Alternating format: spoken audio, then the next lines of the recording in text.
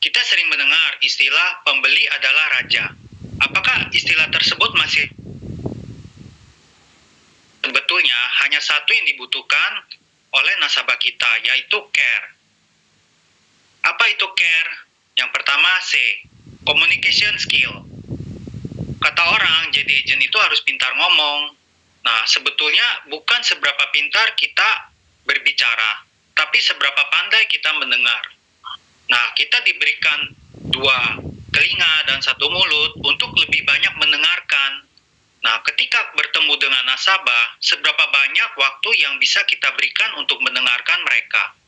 Saya secara pribadi memberikan 80% waktu saya untuk mendengarkan mereka dan menanggapinya dengan simpel dan memberikan pertanyaan yang tepat.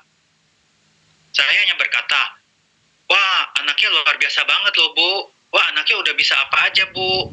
Nah, hanya sesimpel itu. Nah, walaupun sesimpel itu, mereka pasti suka sama kita. Kenapa? Karena mereka tahu kita peduli dengan mereka. Yang kedua, astute. Jadilah pribadi yang cerdik, cerdas, lihai, yang tajam dalam menganalisa. Dan itu hanya dimungkinkan kalau kita betul-betul menguasai bisnis dan produk apa yang kita miliki. Dan tentu saja sudah mendengarkan nasabah dengan seksama. Nah, coba deh bayangin kalau kita ada di posisi mereka, ada di sepatu mereka. Kita tahu kebutuhan mereka, kita tahu kemampuan finansial mereka, dan kita tahu produk-produk terbaik apa yang tepat yang bisa menjawab kebutuhan atau menjadi solusi untuk mereka. Nah, kira-kira proposal apa yang akan kita buat? Nah, pastinya proposal yang kita buat itu seolah-olah kita buat untuk diri kita sendiri. Nah, jadi pasti kita sudah menyiapkan yang terbaik, bukan? Yang ketiga, R, reliable. Sebetulnya dalam bisnis apapun, kita tuh harus menjadi pribadi yang bisa dipercaya dan bisa diandalkan. Nah, apalagi di bisnis kita yang produknya itu nggak ada wujudnya. Yang kita jual di sini betul-betul hanya trust.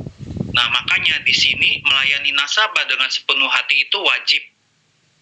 Nah, kalau kita sudah bisa diandalkan, sudah bisa menjadi orang yang bisa dipercaya, melayani nasabah dengan sepenuh hati, nah sebetulnya itu sudah menjadi iklan yang sangat powerful untuk bisnis kita. Nah, waktu nasabah saya mengalami resiko dan masuk rumah sakit dan butuh informasi tentang hal itu, nah saya bisa memberikan rekomendasi beberapa rumah sakit dokter yang sesuai dengan kondisi dia saat itu sebagai bahan pertimbangan untuk mereka. Yang keempat, encourage. Encourage nasabah kita untuk segera ambil keputusan dengan tepat dan cepat. Tentu bukan dengan cara menakut-nakuti, tapi apa yang cocok untuk mereka. Nah, kalau misalnya kamu ambil ini, manfaatnya ini loh, ini dan ini. Dan menjadi sesuatu hal yang urgent untuk mereka. Sehingga kalau nasabah merasa, waduh, aku mesti ambil sekarang nih, mesti ambil buru-buru nih, kalau nggak gawat. Nah, sahabat MDRT, ayo kita asah communication skill kita dengan menjadi pakar dalam hal mendengarkan. Dengan mendengarkan nasabah dengan seksama dan sepenuh hati, dan terus upgrade diri dengan mengisi informasi dan pengetahuan yang relevan untuk bisnis kita. Dan semakin tajam kita dalam menganalisa, dan ujung-ujungnya itu bisa menjadi dasar untuk memberikan solusi yang terbaik untuk mereka. Nah, jadilah pribadi yang bisa dipercaya dan bisa diandalkan. Dan selalu melayani nasabah dengan sepenuh hati. Dan mampukan diri kita untuk meyakinkan atau mampu memberikan keyakinan kepada nasabah untuk mengambil keputusan dengan tepat dan cepat. Nah, kita pinginkan nasabah kita punya masa depan yang jauh lebih aman, jauh lebih baik, dan terlindung dari risiko finansial.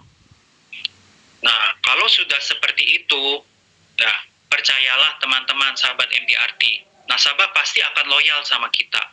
Dan penawaran apapun yang kita berikan kepada mereka, itu udah pasti yang terbaik.